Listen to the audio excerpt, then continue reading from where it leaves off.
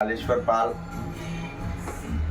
मैं ये कहना चाहता हूँ कि मैं गाँव में देखता हूँ बड़े बड़े चौपाल होते हैं, रोज संध्या को लोग इकट्ठा होते हैं, बूढ़े बुजुर्ग लोग, उसमें थोड़ा पढ़े लिखे भी लोग होते हैं। तो आज का माहौल है जो अभी फिलहाल में ही चला,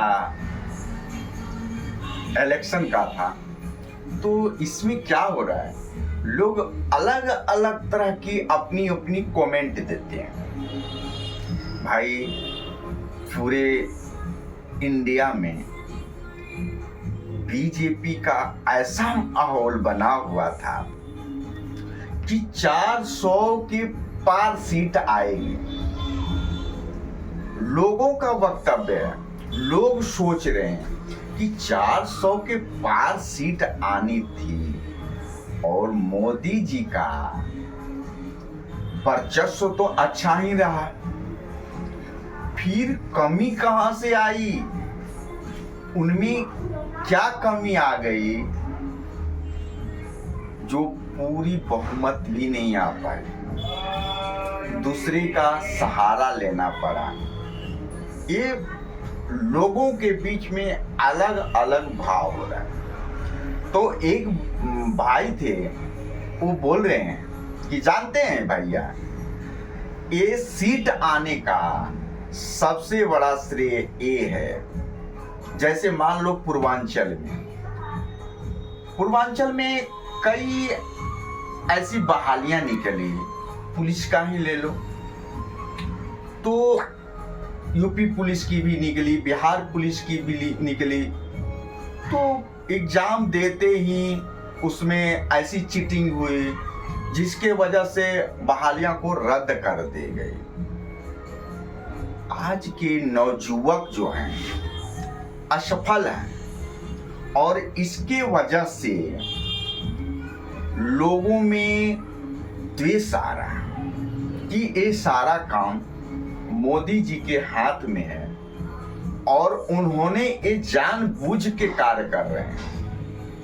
ये नौजुवक वर्ग का है, लोगों के मन में भावनाएं हो रही और वो मैं आपके सामने शेयर कर रहा हूं कि ऐसी ऐसी बातें होती हैं। कुछ बुजुर्ग लोग होते हैं, लोग बोलते हैं अरे ये मोदी जी ना हम ही लोग को पैसा टैक्स पे काट लेते हैं और फिर देश का विकास दिखाते हैं, तो इससे अच्छा है फलाना मंत्री को रखेंगे, चिलाना मंत्री को रखेंगे। ऐसी ऐसी लोगों में भाई खेती गृहस्थी करने वाले जैसे लोग रहेंगे वैसा ही उनके पास शिक्षा और ज्ञान रहेगा ना, तो वैसे लोग सोच रहे हैं, लोगों के अंदर में भावनाएं आ रही हैं, ये सोच रहे हैं, लोग कह रहे हैं। कुछ लोग ऐसे कहते हैं देश का विकास से कहाँ हुआ है। तो एक उसी में एक व्यक्ति थे, उन्होंने या अपनी ज्ञान दिया कि जानते हैं भैया, इसमें मोदी जी का कोई गलतफहमी नहीं है, गलतफहमी उनकी कैंडिडेट की है। कैंडिडेट जो हैं जाते हैं, स्टेज प्रोग्राम करते हैं और प्रचार प्रसार के दौरान में कुछ ऐसी ऐसी छोटी छोटी बातें कह देते हैं जो लोगों के अंदर में भेद पैदा कर देता है। जैसे आप फिलहाल में ही देखे होंगे पंचायत जो वेब सीरीज निकली है, तो उसमें डीएम का आदेश होता है कि हर गांव में कुछ टिप्पणियां दीवारों पे लिखवाई जाए जो लोगों में जागरूकता हो। तो उसमें पंचायत में ये दिखाया है कि 2 बच्चे मीठे खीर और उससे ज्यादा बवासीर, ये लोगों के अंदर की भावनाएं बवासीर के नाम पे पंचायत के लोग बौखला गए।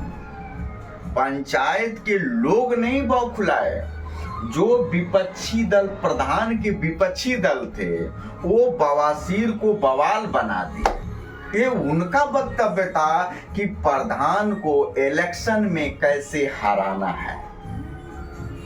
ये देखिए, एक जो है बुजुर्ग व्यक्ति का मैं आप लोग के साथ शेयर कर रहा हूं। सब लोगों के अंदर में भाव नहीं होती है, भाव उन लोग में होती है जो विपक्षी दल के नेता होते हैं। एक एक शब्दों का ध्यान रख करके वो मीडिया को हैंडल कर देते हैं। तो मीडिया वाला तो भाई उसका काम ही है, वो उछालेगा। तो बवासीर को बवाल उन्होंने इतना बड़ा बना दिया कि पूरा डिस्ट्रिक्ट में कोलाहल मच गया। तो उसी तरह से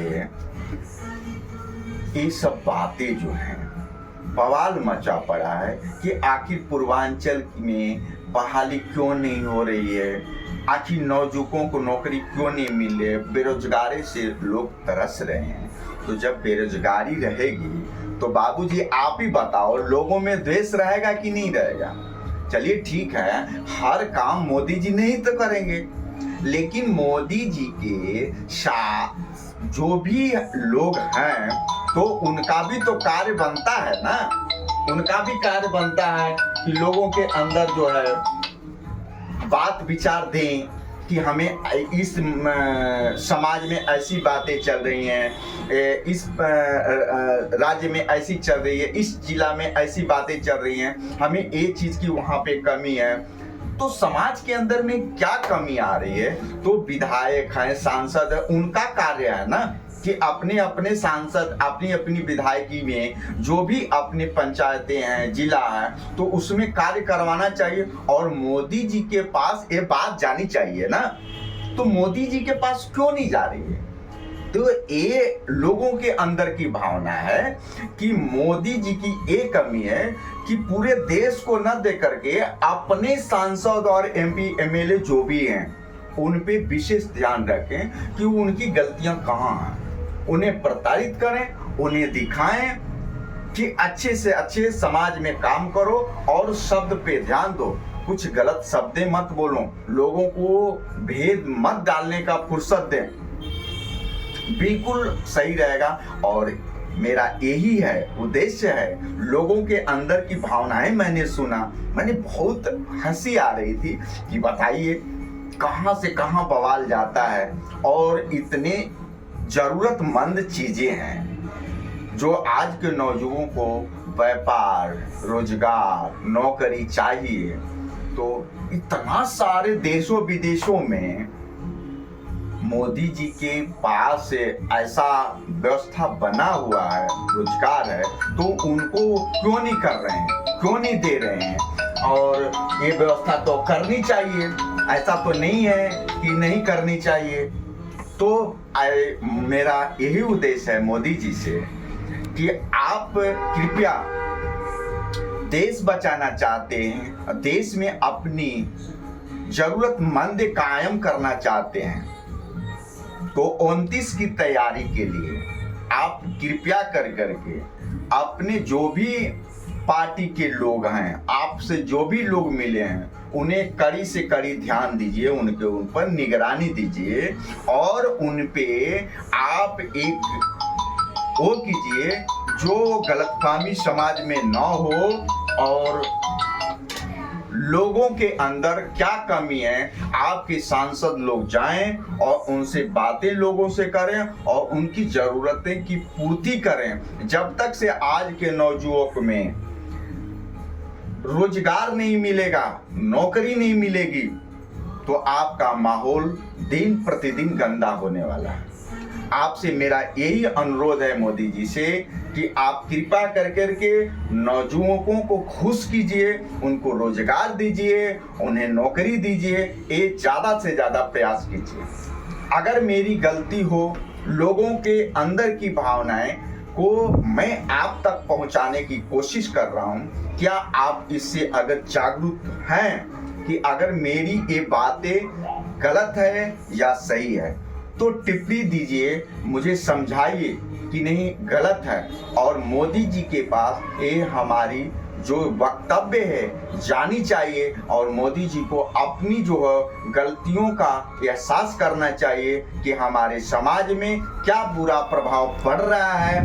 इसका जो है दिन प्रतिदिन असर बिगड़ता जा रहा है। सीट लाने से नहीं होगा, आपको अपनी जो वक्तव्य है, आपकी गुणवत्ता जो है घटी क्यों घटी। इसलिए मेरा उद्देश्य है कि कमेंट कीजिए, चैनल को सब्सक्राइब कीजिए और लोगों के बीच में जितना अधिक से अधिक आपसे हो सके, आप लोगों से हो सके तो शेयर करने का प्रयास कीजिए। मेरा यही उद्देश्य है। जय माता दी, जय भारत।